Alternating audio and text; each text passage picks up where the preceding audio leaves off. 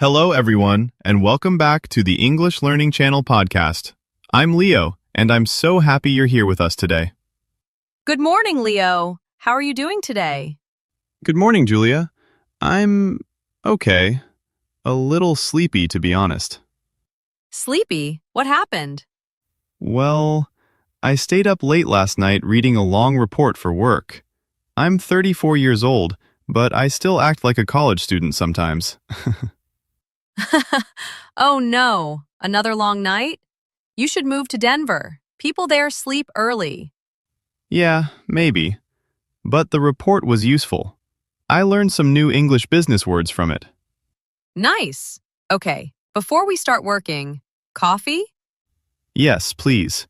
I can't start my day without coffee. Same here. And by the way, happy Monday. Happy Monday. Another busy week in the wonderful world of work. So, Julia, what's your plan for today? First, I'll check my emails. Then I have to review the new software project proposal. You know, the one from the team in Seattle.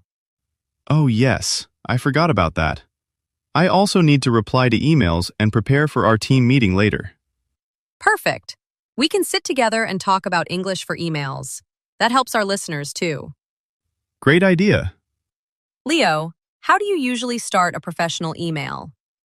I usually write hi plus name, like, hi, John. Exactly.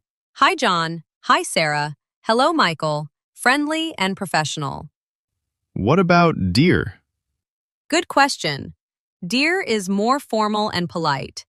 Use it when writing to a boss, a client, someone you don't know well. Examples. Dear Mr. Johnson. Dear Ms. Rivera. So, hi is friendly, dear is formal. Exactly. What if I don't know the person's name? Then you can write, Dear Sir or Madam, or To whom it may concern. But try to find a name if possible. It always sounds better. After the greeting, we add a polite opening sentence. Some good ones are, I hope you're doing well. I hope you're having a great day. I hope you're well. Yes, so a full example is, Hi Anna, I hope you're doing well. I wanted to ask about the schedule.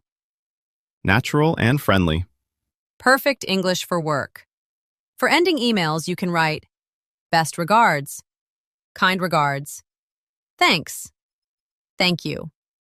I usually write thanks. That's good for everyday communication. For formal emails, kind regards is excellent.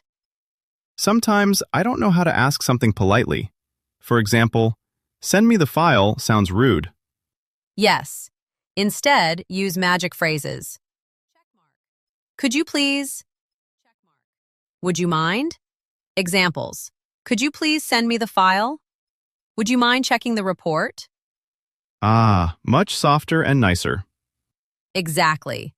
Politeness is important in the workplace. Oh, look, I just got an email from our manager in Chicago. What does it say?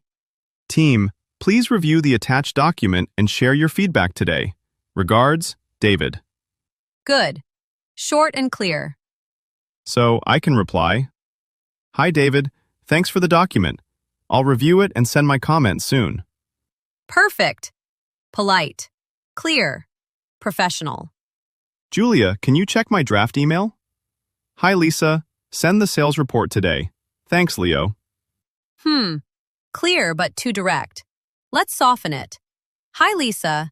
Could you please send me the sales report today? Thanks a lot, Leo. Yes, much friendlier. Could you please is my magic phrase now. Julia, how long have you worked here? Almost 3 years. Feels like I moved to Austin, Texas just yesterday. Wow, you must know everyone by now. Almost.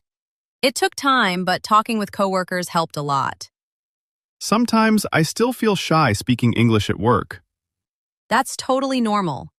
Native speakers don't expect perfect grammar. They just want friendly, clear communication. Here are common workplace small talk questions. How was your weekend? How's your day going? Did you watch the game last night? Any plans for lunch? And good answers include, pretty good, not bad, busy but good. Busy but good is so American. Yes, people in New York say it every day. Okay, Julia, let's pretend we meet at the coffee machine. Okay, action. Hi, Julia. Hey, Leo. How's your morning so far? Busy but good. Just checking emails. How about you? Pretty good. Preparing for the team meeting. See, that sounded like real coworkers. Sometimes people don't reply to my emails. How do I send a reminder? Write this. Hi, name. Just following up on my previous email. Could you please share an update when you have time? Polite plus clear. If it's urgent, say, we need the information by date. Okay, Leo. Now let's talk about how to send attachments politely in English. This is one of the most common mistakes English learners make. Many people write, I send you the file. But that sounds unnatural in professional emails. Instead, use phrases that native speakers actually use every day in offices across the U.S. Say, please find attached. This is formal, polite, and perfect for professional messages. For example, please find attached the updated schedule. You'll hear this in law offices, tech companies, government emails, everywhere. I've attached the file. This one is modern, natural, and friendly. For example, I've attached the slides for the meeting tomorrow. People in New York, Austin, Chicago, everyone uses this daily. The report is attached below. Use this when you want the reader to easily locate the file. For example, the report is attached below. Let me know if you'd like the Excel version too. Another important tip. If you forget the attachment, don't worry. Native speakers forget all the time. Just write a quick follow-up email like, sorry, attaching the file now, or, apologies, I forgot to attach it earlier. Please find it attached. Short, polite, and very normal. Attachments seem simple, but the way you write them shows your professionalism. Using these phrases will make your emails sound smooth and confident, just like a native speaker. Okay, let me try an example. Tell me if it sounds professional. Hi, Julia. I hope you're doing well. Please find attached the new report. Could you please review it? Thanks and kind regards, Leo. Perfect. Very clear, very polite. You sound like someone who's been writing professional emails for years. Nice. Should I add anything else? If you want to make it even more friendly, you can add one sentence like, let me know if you have any questions, or happy to make any changes if needed. That shows teamwork and openness. Okay, I like that. Makes the email feel warmer. All right, now let's practice meeting English. Because meetings are a big part of American office life, whether you work in San Francisco, Boston, or Miami. When the meeting starts, the leader usually says, good morning, everyone. Let's get started. After that, people take turns sharing updates. When it's your turn, say, I have an update on. Today, I'd like to talk about. These phrases help you speak clearly and confidently. Okay, but what if I want to react to someone's idea?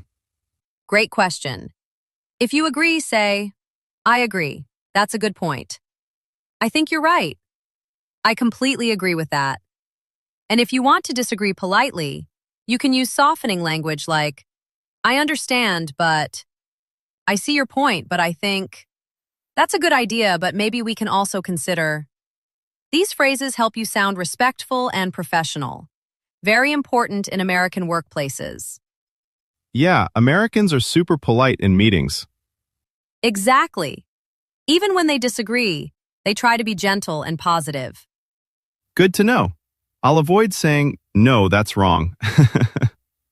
Yes, never say that in a meeting. Wow, Julia, we covered so much today. Yes, we really did. Let's take a quick look at everything our listeners learned in this episode. First, we talked about how to send attachments correctly in professional English. Phrases like, please find attached, I've attached the file, and the report is attached below. These are super important for sounding natural at work. Then we practiced a real example email, so you could see exactly how native speakers build polite and clear messages in the workplace. We also learned meeting English, how to start, how to give updates, how to agree politely, and even how to disagree in a respectful and professional way. And of course, we practiced helpful phrases for communication, like asking someone to repeat something or speak more slowly. These are essential for anyone working in an English-speaking environment. Altogether, these skills help you communicate confidently at work, whether you're in New York, Chicago, Houston, or anywhere else in the U.S. Exactly. Clear English is powerful, and small steps every day make a big difference. Thank you for listening to the English Learning Channel podcast. If you enjoyed today's episode and learned something new, don't forget to like, subscribe, and share it with someone who's practicing English. See you next time.